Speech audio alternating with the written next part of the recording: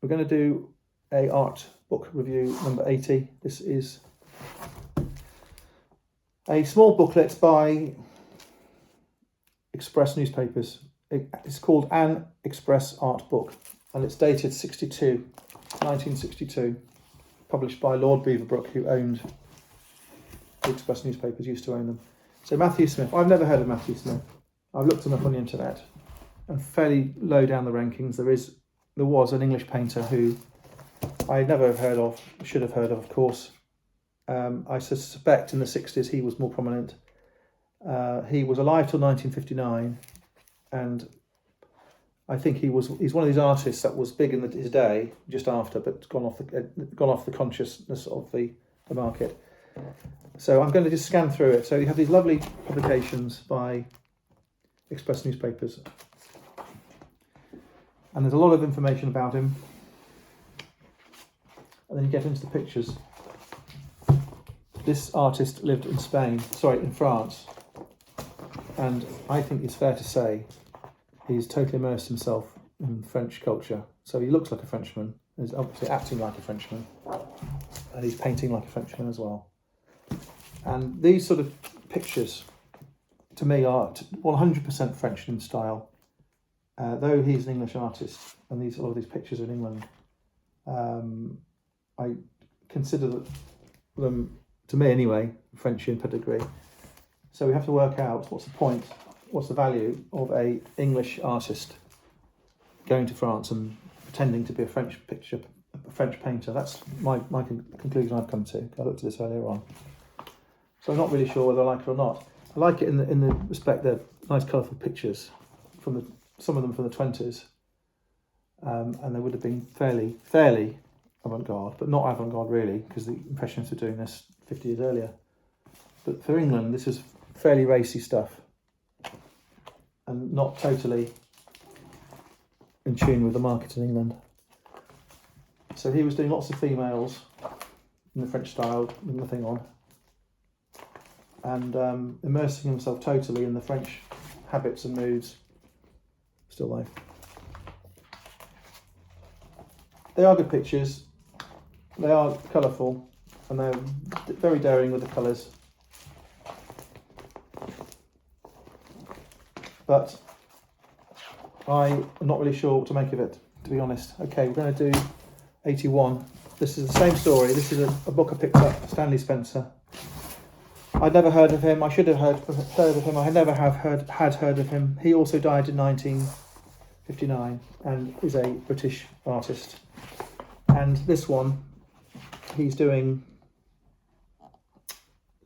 I would say, the aesthetic appeal of every picture in this is zero. That's my personal, semi-professional opinion. They are carefully painted. They are good paintings. They are inventive. They're original. They are wide in subject matter, but are they things I want to look at? There's really not one picture in there that I like at all. There's lots of those I like. I'd like those pictures to look at from Matthew Smith, but these Stanley Spencer ones are really hard going. A lot of them are religious, and when it comes to religious pictures, there's unpleasant religious pictures, and there's nice ones. So a baby Jesus looking happy and well fed, suckling the Virgin, is a nice sort of happy picture. When it comes to the crucifixion, it's a violent, unhappy picture. And in here you've got a whole range of fairly disturbing pictures. So you've got self-portraits, which are miserable, and you've got they're well done, and they are good examples of self-portraits, but they're not daring. And then you've got the war dead. You've got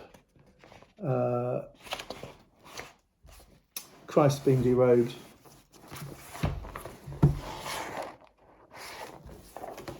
A variety of other Christian, the betrayal. A paralysed individual being put into a bedroom through the roof.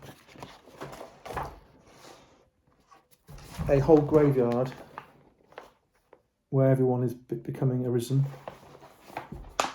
or resurrected, and similar sort of strange thought-provoking pictures. This is interesting for me because this is Cookham, and because it's quite near London, every artist seems to go to Cookham. It's totally overpainted, but it shows these railings, which probably,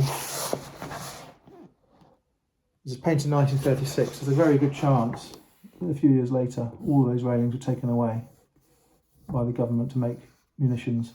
You'll find all over England there are all these little stubby walls like this with stubs of iron or holes which have been filled with cement where all the railings were taken. These railings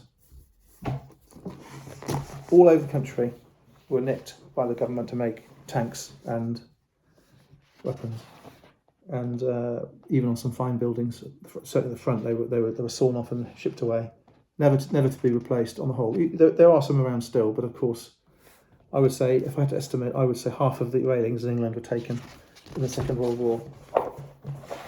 So these pictures are coming thick and fast. He's quite good at doing the eyes, just as a comment.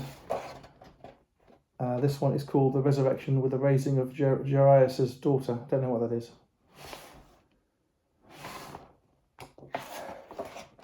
A farm picture where everyone looks thoroughly miserable.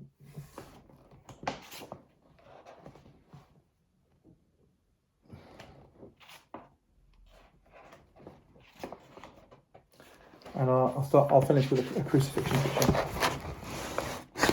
which shows the crucifixion as if it was held in the modern era, because the buildings are modern and the people are modern, got modern clothing on. Horrible visually. He is showing that the people putting him on the cross are enjoying putting him on the cross. So there's a lot to it that you don't always see. And you have got Jesus being painted from behind the crucifix, which is really unusual. So I think in this occasion, I think I would give that a 10 out of 10 for originality. Okay, so we've discussed Matthew Smith, we've discussed Stanley Spencer. Those are probably artists for the hardcore collectors of English artists. Bye-bye. Thank you.